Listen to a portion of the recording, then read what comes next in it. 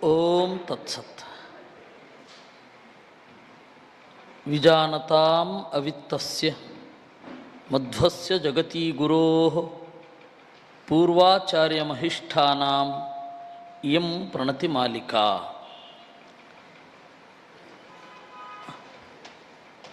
ನಮ್ಮ ಗುರುಗಳಾದ ಬನ್ನಂಜೆ ಗೋವಿಂದ ಪಂಡಿತಾಚಾರ್ಯರು ಬಹಳ ಹಿಂದಿನಿಂದ ಉಪನ್ಯಾಸ ಮಾಡ್ತಾ ಇದ್ದರು. ಈಗಾಗಲೇ ವೀಣಕ್ಕ ನಮಗೆ ಹೇಳಿದ್ದಾರೆ, ಸುಮಾರು 35,000 ಗಂಟೆಗಳ ಕಾಲ ಅವರ ಉಪನ್ಯಾಸ ಇದೆ ಅಂತ. ಆದರೆ ಅವ್ರ ಜೊತೆಗೆ ಹೊಡಿತಾ ಇದ್ದ ಹರಟೆ ಏನೂ ಉಪನ್ಯಾಸಕ್ಕಿಂತ ಕಡಿಮೆ ಇರಲಿಲ್ಲ. ಕಾರಲ್ಲಿ ಹೋಗ್ತಾ ಇದ್ದಾಗ ಅಥವಾ ಬೇರೆ ಯಾವುದಾದರೂ ಸರಸ ಸಲ್ಲಾಪಗಳಲ್ಲಿ ರಸಭರಿತವಾದ ಸಲ್ಲಾಪ, ತತ್ವಶಾಸ್ತ್ರದ ರಸ ಇದ್ದೇ ಇರ್ತಿತ್ತು. ಆ ತರಹದ ಗೋವಿಂದ ಪಂಡಿತಾಚಾರ್ಯರ ಉಪನ್ಯಾಸ ಬೇರೆಯವರ ಉಪನ್ಯಾಸಕ್ಕಿಂತ ಹೇಗೆ ಭಿನ್ನ ಅಂತ. ಸಾಮಾನ್ಯ ನಾವು ಉಪನ್ಯಾಸವನ್ನು ಕೇಳುವಾಗ ಶಾಸ್ತ್ರೀಯ ಉಪನ್ಯಾಸಕಾರರು ಅಂತ ಇರ್ತಾರೆ, ಸಾಂಪ್ರದಾಯಿಕವಾಗಿ ಉಪನ್ಯಾಸ ಮಾಡ್ತಾರೆ. ಸಾಂಪ್ರದಾಯಿಕವಾಗಿ ಉಪನ್ಯಾಸ ಮಾಡುವಾಗ ಕೇಳುಗರಿಗೆ ಏನು ಪರಿಣಾಮ ಆಗ್ತಿರತ್ತೆ? ಒಂದು ಡಿಸ್ಟೆನ್ಸ್ ಇದೆ ನಮಗೂ ಶಾಸ್ತ್ರಗ್ರಂಥಕ್ಕೂ. ಆ ಡಿಸ್ಟೆನ್ಸನ್ನು ನಾವು ಕವರ್ ಮಾಡಲಿಕ್ಕಾಗೋದೇ ಇಲ್ಲ, ನಾವು ಓದಲಿಕ್ಕಾಗೋದಿಲ್ಲ. ಇದು ಸಾಂಪ್ರದಾಯಿಕರು ಉಪನ್ಯಾಸ ಮಾಡುವಾಗ ಆಗುವಂತಹ ಮಾನಸಿಕ ಪರಿಣಾಮ. ಕೇಳುಗರಿಗೆ ಹಾಗೆ ಅನ್ನಿಸ್ತಾ ಇರುತ್ತೆ, ಇಲ್ಲ ನಾವು ಯಾವಾಗಲೂ ಇಲ್ಲೇ ಇರ್ತೇವೆ, ನಾವು ಮೂಲದಲ್ಲಿ ಇದನ್ನು ಓದಲಿಕ್ಕೆ ಸಾಧ್ಯ ಇಲ್ಲ, ಅಲ್ಲಿಗೆ ನಾವು ಹೋಗಲಿಕ್ಕಾಗಲ್ಲ. ಹೀಗಾಗಿ ಇದೇ ಉಪನ್ಯಾಸವನ್ನು ಕೇಳ್ಕೊಂಡು ಹೋಗ್ತಾ ಇರಬೇಕು. ಇದನ್ನು ಕೇಳಿದರೆ ಪುಣ್ಯ, ಆ ಪುಣ್ಯ ಏನು ಅಂತ ಹೇಳಿ ಗೊತ್ತಿಲ್ಲ. ಇದನ್ನು ಕೇಳಿದರೆ ಪುಣ್ಯ, ಕೇಳದೆ ಹೋದರೆ ಪಾಪ, ಇವೆರಡೇ ತಲೆನಲ್ಲಿ ಇರೋದು. ಸಾಂಪ್ರದಾಯಿಕವಾಗಿ ಉಪನ್ಯಾಸ ಮಾಡುವುದನ್ನು ಕೇಳಿದವರ ಮನಸ್ಸಿನ ಒಳಗಡೆ ಆಗುವ ಪರಿಣಾಮವನ್ನು ನಾನು ಹೇಳಿದ್ದು. ಇದು ಹೇಗೆ ಗೊತ್ತು ಅಂದರೆ, ನಾನು ಅತ್ಯಂತ ಹತ್ತಿರದಿಂದ ಆ ಎಲ್ಲ ಮನೋಭಾವಗಳನ್ನು ನೋಡಿದ್ದೇನೆ. ಆದರೆ ನಮ್ಮ ಗುರುಗಳು ಉಪನ್ಯಾಸ ಮಾಡಲಿಕ್ಕೆ ಶುರು ಮಾಡಿದಾಗ ಅವರು ಮತ್ತೆ ಮತ್ತೆ ಉಪನ್ಯಾಸ ಮಾಡ್ತಾ ಇದ್ದದ್ದನ್ನು ಕೇಳುವಾಗ ಈ ಮೂಲವನ್ನು ನಾವು ಓದಬೇಕು ಅನ್ನುವ ಆಸೆ ಬಲಿಲಿಕ್ಕೆ ಶುರು ಆಗುತ್ತೆ. ನಾವು ಸಂಸ್ಕೃತವನ್ನು ಪ್ರೀತಿಸಬೇಕು ಅಂತನ್ನುವ ಒಂದು ದೃಷ್ಟಿ ನಮಗೆ ಬರಲಿಕ್ಕೆ ಶುರು ಆಗುತ್ತೆ. ಕಲಿಯೋದು ಹೇಗೆ? ಅದಕ್ಕೂ ಅವರ ಉಪನ್ಯಾಸವೇ ಉತ್ತರ. ಅವರು ಶ್ಲೋಕವನ್ನು ಹೇಳುವ ರೀತಿ, ಕ್ರಿಯಾಪದವನ್ನು ಹೇಳುವ ರೀತಿ, ಅದು ಅವರದ್ದೇ ಸೊಗಸು. ಅದನ್ನು ಕೇಳಿ ಕೇಳಿ ಗಮನದಲ್ಲಿಟ್ಟುಕೊಂಡ್ರೆ ಸುಮಾರು ಅರೆವಾಸಿ ಸಂಸ್ಕೃತ ಮನಸ್ಸಿನಲ್ಲಿ ಕೂಡುತ್ತೆ. ಸ್ವಲ್ಪ ಪ್ರಯತ್ನ ಪಟ್ಟರೆ, ಅವರ ಪುಸ್ತಕಗಳನ್ನು ಓದಿದರೆ ಸಂಸ್ಕೃತದಲ್ಲಿ ಒಳ್ಳೆಯ ಗತಿಯೂ ಬರುತ್ತೆ. ಉದಾಹರಣೆಗೆ ಅವರು ಮಾಡಿದ ಅನುವಾದಗಳನ್ನು ಕೆಲವೊಂದನ್ನು ನೋಡೋಣ. ಆಚಾರ್ಯರ ಹಾಡುಗಳು, ಇವಾಗ ಇದನ್ನು ದ್ವಾದಶ ಸ್ತೋತ್ರ ಅಂತ ಕರೀತಾರೆ. ಆಚಾರ್ಯರ ಹಾಡುಗಳು, ಅದರಲ್ಲಿ ನೀವು ವಿದ್ಯಾಭೂಷಣರ ಇನಿದನಿಯಲ್ಲಿ ಕೇಳಿರ್ತೀರ, ಪ್ರೀಣಯಾಮೋ ವಾಸುದೇವಂ ದೇವತಾ ಮಂಡಲ ಖಂಡಮಂಡನಂ ಅಂತ.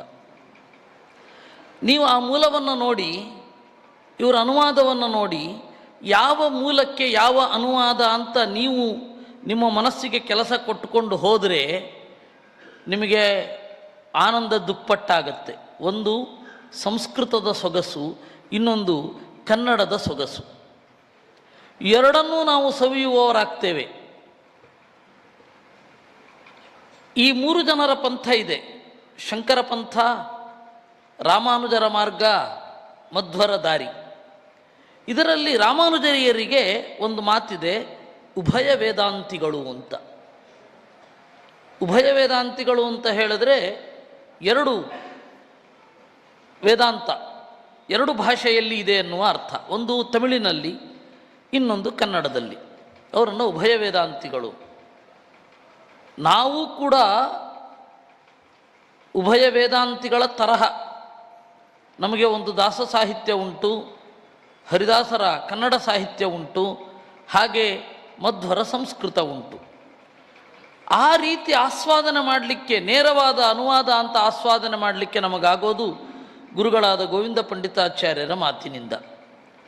ಅವರು ಅನುವಾದ ಮಾಡಬೇಕಾದ್ರೆ ನೋಡಿ, ವಂದಿತಾ ಶೇಷವಂದ್ಯೋರು ವೃಂದಾರಕಂ ಚಂದನಾ ಚರ್ಚಿತೋದಾರಪೀನಾಂಸಕಂ ಇಂದಿರಾ ಚಂಚಲಾಪಾಂಗನೀರಾಜಿತಂ ಮಂದರೋದ್ಧಾರಿ ವೃತ್ತೋದ್ಭುಜಾ ಭೋಗಿನಂ ಅಂತ. ಈ ತರಹದ ಪ್ರಯೋಗ ಕನ್ನಡದಲ್ಲಿ ಅದನ್ನು ನಿರೂಪಣೆ ಮಾಡಿದ್ದಾರೆ. ಸಂಸ್ಕೃತದಲ್ಲಿ ಗಾಥೆಯಲ್ಲಿ ಈ ಲಕ್ಷಣ ಇಲ್ಲ. ಇದನ್ನು ಗಜಪ್ರಾಸ ಅಂತ ಕರೀತಾರೆ ಕನ್ನಡದಲ್ಲಿ. ಹಯಪ್ರಾಸ, ಗಜಪ್ರಾಸ. ಗಜಪ್ರಾಸ ಅಂತಂದರೆ ಎರಡೂ ಕಡೆಗೆ ಆದಿ ಮತ್ತು ಅಂತ್ಯಗಳಲ್ಲಿ ಪ್ರಾಸ ಇದ್ದರೆ ಅದನ್ನು ಗಜಪ್ರಾಸ ಅಂತ ಕರೀತಾರೆ. ಈಗ ನೋಡಿ, ವಂದಿತಾ ಶೇಷವಂದ್ಯೋರು ವೃಂದಾರಕಂ, ವಂದಿ ವೃಂದಾರಕಂ ರಕಂ, ಆಮೇಲೆ ಮಂದರೋದ್ಧಾರಿ ವೃತ್ತೋದ್ಭುಜ, ವಂದಿತಾ ಶೇಷವಂದ್ಯೋರು ವೃಂದಾರಕಂ ಚಂದನಾ ಚರ್ಚಿತೋದಾರಪೀನಾಂಸಕಂ. ಆದ್ಯಕ್ಷರ ಬಂತ, ಚಂದನ ಅಂಸಕ ಎರಡು ಪದ ಬಂತು, ಆದಿ ಮತ್ತು ಅಂತ್ಯ. ಇದಕ್ಕೆ ಇವ್ರದ್ದು ಅನುವಾದ ನೋಡಿ ಗುರುಗಳದ್ದು. ಅವರು ಅದೇ ರೀತಿ ಆದಿ ಮತ್ತು ಅಂತ್ಯಪ್ರಾಸಗಳನ್ನು ಹಾಗೆ ಕೊಟ್ಟಿದ್ದಾರೆ.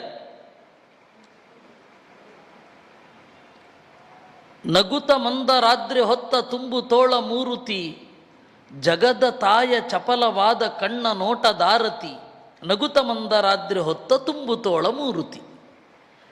ಇಲ್ಲಿಯೂ ಗಜಪ್ರಾಸನ.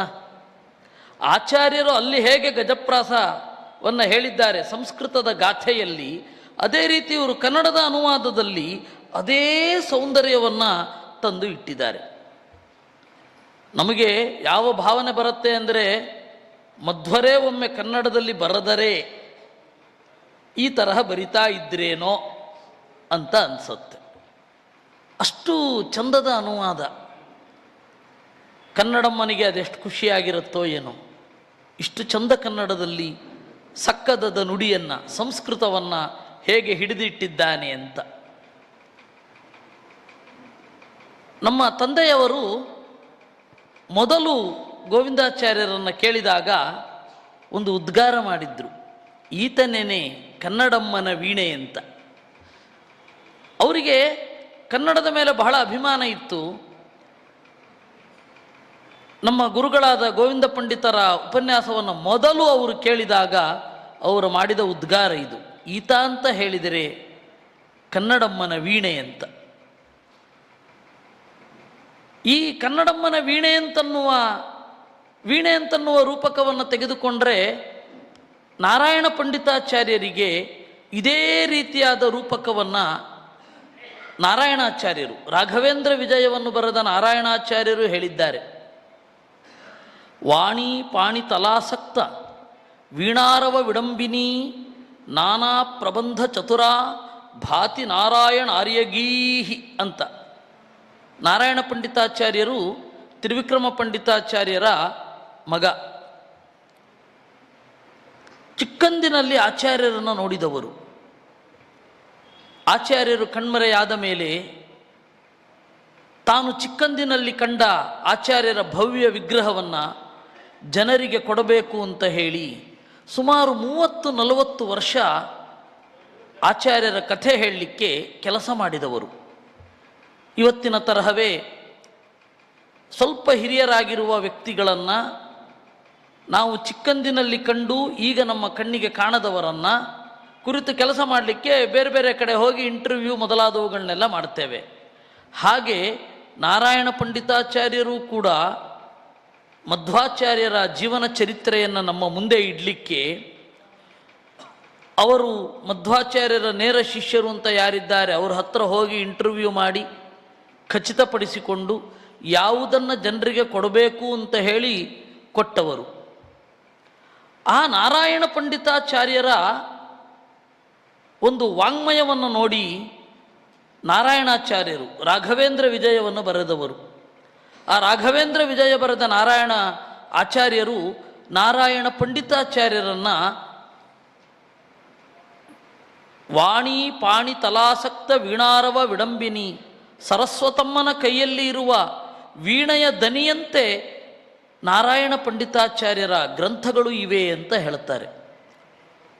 ಆ ರೀತಿ ನಮ್ಮ ತಂದೆಗೆ ನಾರಾಯಣ ಪಂಡಿತಾಚಾರ್ಯ ಗೊತ್ತಿರಲಿಲ್ಲ, ನಾರಾಯಣ ಪಂಡಿತಾಚಾರ್ಯ ಬಗ್ಗೆ ಈ ರೀತಿ ಹೇಳಿದ್ದಾರೆ ಅಂತ ಗೊತ್ತಿರಲಿಲ್ಲ.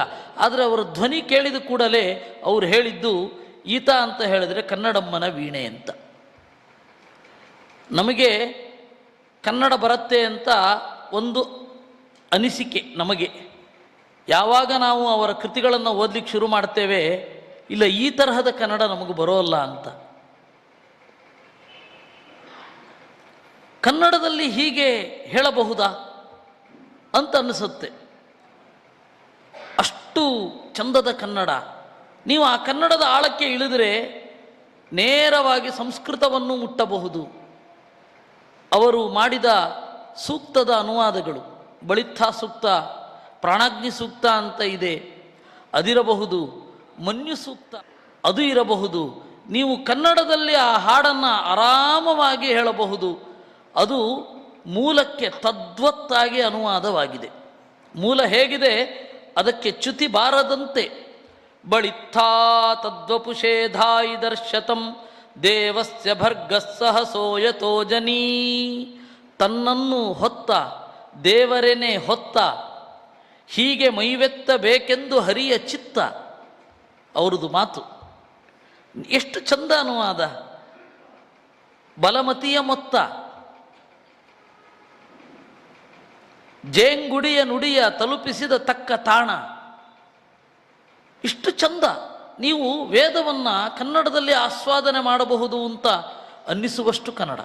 ಮೂಲ ಓದಬೇಕು ಅಂತನ್ನುವ ಹುಕ್ಕಿ ಬರಿಸುವಂತಹ, ಉತ್ಸಾಹ ಕೊಡುವಂತಹ ಕನ್ನಡ.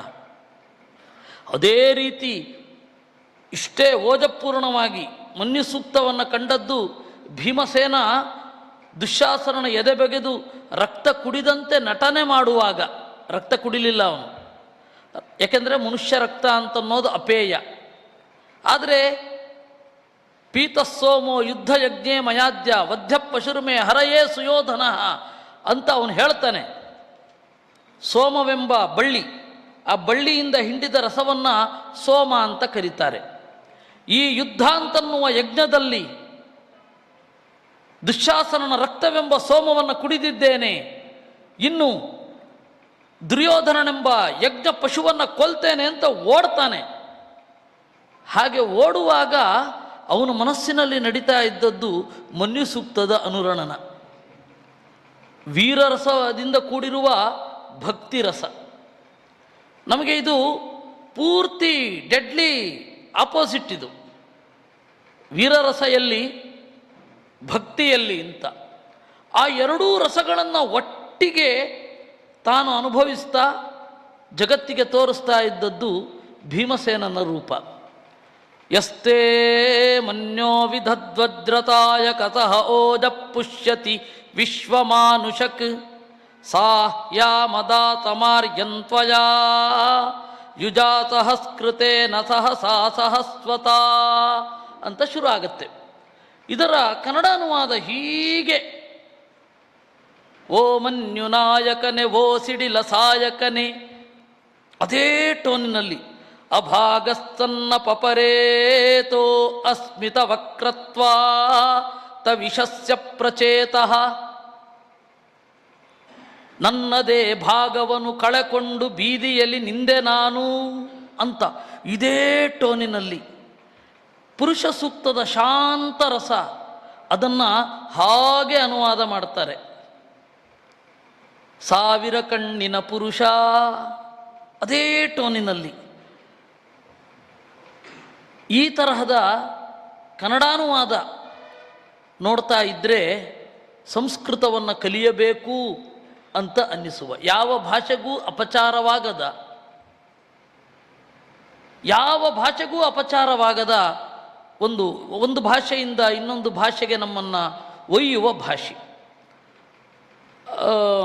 ಆಗಲೇ ನಮ್ಮ ಉದ್ಘಾಟನಾ ಭಾಷಣದಲ್ಲಿ ಚಂದ್ರಶೇಖರ ಪಾಟೀಲರ ಒಂದು ಉಲ್ಲೇಖ ಬಂತು. ಅವರು ಕನ್ನಡ ಚಳುವಳಿ, ಗೋಕಾಕ್ ಚಳುವಳಿಯ ಸಂದರ್ಭದಲ್ಲಿ ಪೇದಾವರ ಸ್ವಾಮಿಗಳನ್ನು ಅಣಗಿಸಿ ಒಂದು ಬೀದಿ ನಾಟಕಗಳನ್ನು ಮಾಡ್ತಾ ಇದ್ದರು. ಹಾಗೆ ಬೀದಿ ನಾಟಕ ಮಾಡುವಾಗ ಪೇದಾವರ ಸ್ವಾಮಿಗಳೊಮ್ಮೆ ಸೀದಾ ಬೀದಿ ನಾಟಕ ನೋಡಲಿಕ್ಕೆ ಬಂದರು. ವಾಸ್ತವಿಕವಾಗಿ ಒಂದೇ ನಾಣ್ಯದ ಎರಡು ಮುಖ, ಪೇದಾವರ ಸ್ವಾಮಿಗಳು ಮತ್ತು ಗೋವಿಂದಾಚಾರ್ಯರು ಒಂದೇ ನಾಣ್ಯದ ಎರಡು ಮುಖ. ಇವರು ಒಂದು ಸ್ವಲ್ಪ ಹಾರ್ಷ್ ಆಗಿ ಹೇಳ್ತಾ ಇದ್ರು, ಅವರು ಒಂದು ಸ್ವಲ್ಪ ಮಿದುವಾಗಿ ತೇಲಿಸ್ತಾ ಇದ್ರು. ಬಿಟ್ಟರೆ ಇಬ್ಬರಲ್ಲಿಯೂ ಅನೇಕ ಸಾಮ್ಯಗಳಿತ್ತು. ಸೀದಾ ಬಂದರು. ಅವರನ್ನು ಅಣುಗಿಸುವ ನಾಟಕ ನೋಡಬೇಕು ಅಂದರೆ ಭಾರೀ ಖುಷಿ ಅವರಿಗೆ, ಪೇದಾವರ ಸ್ವಾಮಿಗಳಿಗೆ. ಅವರು ಲಂಕೇಶ್ ಪತ್ರಿಕೆಯನ್ನೋ ಇನ್ನೇನನ್ನೋ ನೋಡಿದಾಗ ಕೆಲವೊಮ್ಮೆ ಉದ್ಗರಿಸೋರು, ಛೇ ಪೇಪರ್ ಜಾಲ ಇದ್ದಿ, ಪೇಪರ್ನಲ್ಲಿ ಎಂಥದೂ ಇಲ್ಲ. ಯಾಕೆ ಸ್ವಾಮಿ, ನನ್ನನ್ನು ಬೈದೇ ಇಲ್ಲ ಅನ್ನೋರು. ಅವರು ಬಯಸ್ಕೊಳ್ಳೋದನ್ನು ಎಂಜಾಯ್ ಮಾಡೋರು. ಅವರು ನಿಮಗೆ ಈ ಪ್ರತಿಭಾ ಪ್ರದರ್ಶನ ಅಂತ ವಿದ್ಯಾಪೀಠದಲ್ಲಿ ದ್ವಾದಶಿ ಮಧ್ಯಾಹ್ನ ಒಂದಿರೋದು. ಅದರಲ್ಲಿ ಒಂದು ಮಕ್ಕಳೆಲ್ಲ ಸೇರಿ ಪೇದಾವರ ಸ್ವಾಮಿಗಳನ್ನು ಅನುಕರಿಸುವ, ಅವರು ವೇದಿಕೆಯಲ್ಲಿದ್ದಾಗ ಹೇಗೆ ಮಾಡ್ತಾರೆ, ಅವರ ಚಟಪಟ ಹೇಗಿರುತ್ತೆ, ಚಡಪಡಿಕೆ ಹೇಗಿರುತ್ತೆ ಇತ್ಯಾದಿಗಳನ್ನು ನೋಡಿ ಕ್ಲೋಸಾಗಿ ಅಬ್ಸರ್ವ್ ಮಾಡಿ ಅವರ ಮಾತಿನ ನಡೆಯನ್ನೇ ಅನುಕರಿಸಿ ಒಂದು ನಾಟಕ ಮಾಡೋರಿದ್ದರು. ಸ್ವಾಮಿಗಳು ಅವತ್ತು ಬಹಳ ಬ್ಯುಸಿ, ನಾನು ಅಲ್ಲಿಗೆ ಹೋಗಬೇಕು ಇಲ್ಲಿಗೆ ಹೋಗಬೇಕು, ಆಗಲ್ಲ, ನಿಮ್ಮ ಕಾರ್ಯಕ್ರಮಕ್ಕೆಲ್ಲ ಬರಲಿಕ್ಕಾಗಲ್ಲ. ಸ್ವಾಮಿ ನಿಮ್ಮನ್ನು ಅಣಗಿಸುವ ನಾಟಕ ಇದೆ. ಹೌದಾ ಅಂತ ಕೂಡಲೇ ಬಂದು ಕೂತ್ಕೊಂಡ್ರು. ಹಾಗೆ ಅಷ್ಟು ತನ್ನ ನಿಂದನೆಯನ್ನು ಎಂಜಾಯ್ ಮಾಡುವ ಇನ್ನೊಬ್ಬ ವ್ಯಕ್ತಿಯನ್ನು ನಾನು ನೋಡಿಲ್ಲ. ಅವರು ಬಂದು ಬೀದಿ ನಾಟಕ ಅಲ್ಲಿ ನಡೀತಾ ಇದೆ ಅಂತ ಹೇಳಿದ ಕೂಡಲೇ ನುಗ್ಗಿ ನೋಡ್ಲಿಕ್ಕೆ ಶುರು ಮಾಡಿದ್ರಂತೆ. ಆಮೇಲೆ ಚಂದ್ರಶೇಖರ ಪಾಟೀಲರನ್ನು ನೇರವಾಗಿ ಕೇಳಿದ್ರು, ಯಾಕೆ ನನ್ನನ್ನು ವಿರೋಧಿಸ್ತಾ ಇದ್ದಾರೆ? ಇದು ಕನ್ನಡ ಉಳಿಸಿ ಅಂತನ್ನುವ ಚಳುವಳಿ, ಡಬ್ಬಿಂಗ್ ವಿರೋಧಿ ಚಳುವಳಿ, ಇದರಲ್ಲಿ ನನ್ನನ್ನು ಯಾಕೆ ಎಳಿತಾ ಇದ್ದೀರಾ? ಅದಕ್ಕೆ ಅವ್ರು ಹೇಳಿದ್ರಂತೆ, ಕನ್ನಡ ಆದರೆ ಇನ್ನೂ ಚಂದ, ಎಲ್ಲರೂ ಆಶ್ಚರ್ಯಚಕಿತರಾಗಿ ಅಂತ ಬರೆದರೆ ಇವರು ಅಚ್ಚರಿಯಿಂದ ಬೆರಗಾಗಿ ಅಂತ ಬರೀತಾರೆ. ಎಲ್ಲರೂ ಆಕಾಶವಾಣಿ ನಾಟಕಗಳು ಅಂತಂದರೆ ಇವರು ಮುಗಿಲ ಮಾತು ಅಂತ ಹೇಳ್ತಾರೆ. ಆಡಲಿಕ್ಕೆ ಸುಲಭ, ಕಷ್ಟ ಅಲ್ಲ, ಸರಳವಾದ ಶಬ್ದ, ನಮ್ಮ ನಡುವೆಯೇ ಇರುವ ಶಬ್ದ. ಆ ತರಹದ ಕನ್ನಡ. ಇನ್ನು ಸಂಸ್ಕೃತವೂ ಕೂಡ ಹಾಗೆ. ಒಂದೆರಡು ಉದಾಹರಣೆಯನ್ನು ಕೊಡ್ತೇನೆ. ಮನ್ಯು ಸೂಕ್ತಕ್ಕೆ ಸಂಸ್ಕೃತದಲ್ಲೊಂದು ಭಾಷ್ಯ ಬರೆದಿದ್ದಾರೆ, ಮನ್ಯು ಸೂಕ್ತಕ್ಕೆ. ಹಾಗೆ ಸಪತ್ನಘ್ನ ಸೂಕ್ತ ಅಂತ ದುರ್ಯೋಧನನ ತಲೆಯನ್ನು ಒದೆಯುವಾಗ ಭೀಮಸೇನ ಕಂಡ ಮಂತ್ರ, ಋಷಭಮ್ಮ ಸಮಾನಾನಾಂ ಸಪತ್ನಾನಾಂ ವಿಶಾಸಹಿಂ ಹಂತಾರಂ ಶತ್ರುಣಾಂ ಕೃಧಿವಿರಾಜಂ ಗೋಪತಿಂ ಗವಾಂ ಅಂತ. ಅದರ ಮಂಗಳಾಚರಣೆಯ ಶ್ಲೋಕಗಳನ್ನು ನಾನು ನಿಮಗೆ ಹೇಳ್ತೇನೆ. ಮನ್ಯು ಸೂಕ್ತದ ಮಂಗಳಾಚರಣೆಗೆ ಅವರದೊಂದು ಮಾತಿದೆ. ಏನು? ಯತ್ರ ಕಾಕಾಹ ಕೋಕಿಲಂತಿ ಪಂಡಿತಂತಿ ಜಡಾ ಅಪಿ ದುರ್ಯೋಧನಂತಿ ಬೋದ್ಧಾರಃ ತತ್ರ ದೇವೋ ನೃಸಿಂಹತಿ ಅಂತ. ಇದನ್ನು ನಾಮಪದ ಪ್ರಯೋಗ ಅಂತ ಸಂಸ್ಕೃತದಲ್ಲಿ ಕರೀತಾರೆ, ನಾಮಧಾತು ಅಂತ. ಯತ್ರ ಕಾಕಾಹ ಕೋಕಿಲಂತಿ, ಎಲ್ಲಿ ಕಾಗೆಗಳೆಲ್ಲ ಕೋಗಿಲೆಗಳಂತೆ ಮರೆಮಾಚಿಕೊಳ್ಳುತ್ತವೋ,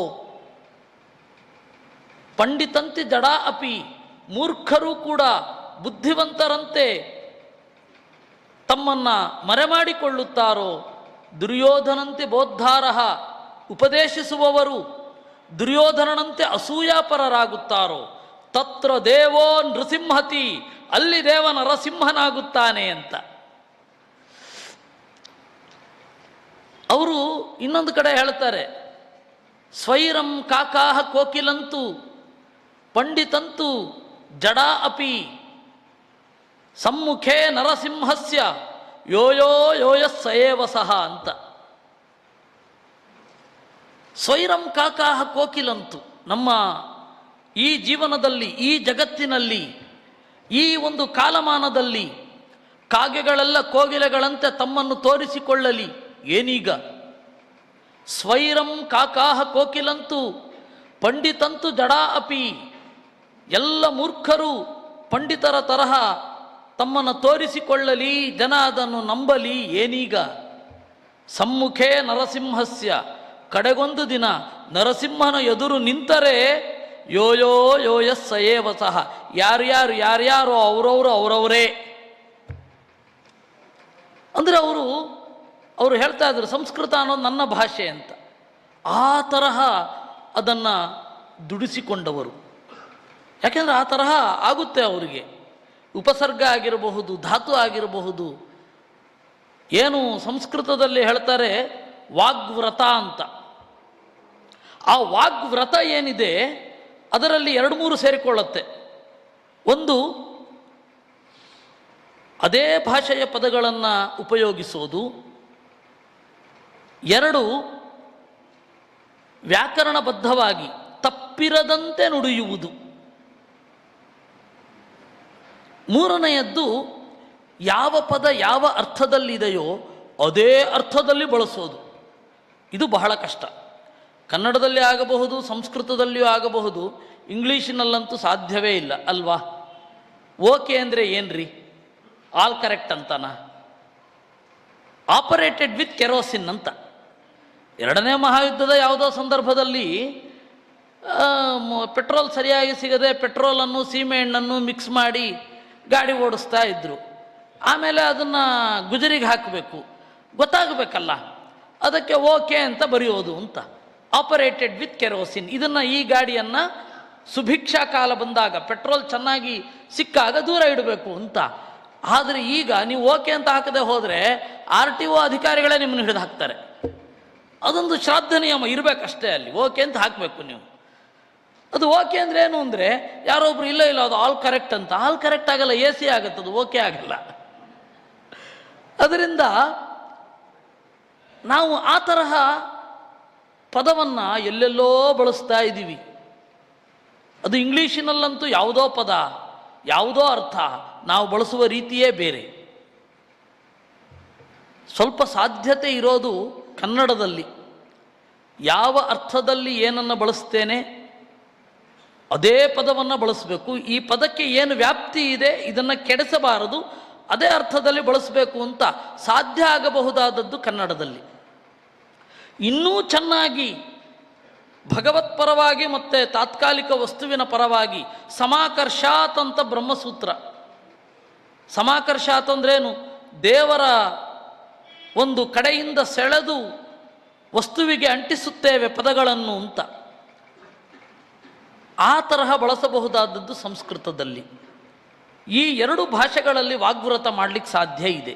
ಆ ತರಹದ ವಾಗ್ವ್ರತವನ್ನು ಜೀವನ ಇಡೀ ನಡೆಸಿಕೊಂಡು ಬಂದವರು ನಮ್ಮ ಗುರುಗಳಾದ ಗೋವಿಂದ ಪಂಡಿತಾಚಾರ್ಯರು. ಅವರ ದೆಸೆಯಲ್ಲಿ ನಾವು ಸಾಗಬೇಕು. ಕನ್ನಡಮ್ಮನಿಗೆ, ಸಂಸ್ಕೃತ ಸರಸ್ವತಿಗೆ ಚಂದದ ಮಕ್ಕಳಾಗಬೇಕು ಅಂತ ಈ ಸಂದರ್ಭದಲ್ಲಿ ನಿವೇದಿಸಿಕೊಳ್ತಾ, ಆ ತರಹ ಒಳ್ಳೆಯ ಮಕ್ಕಳಾಗಬೇಕು ಅಂತಂದರೆ ಆ ಸರಸ್ವತಿಯ ಮಗನನ್ನೇ ಹೊಂದಬೇಕು.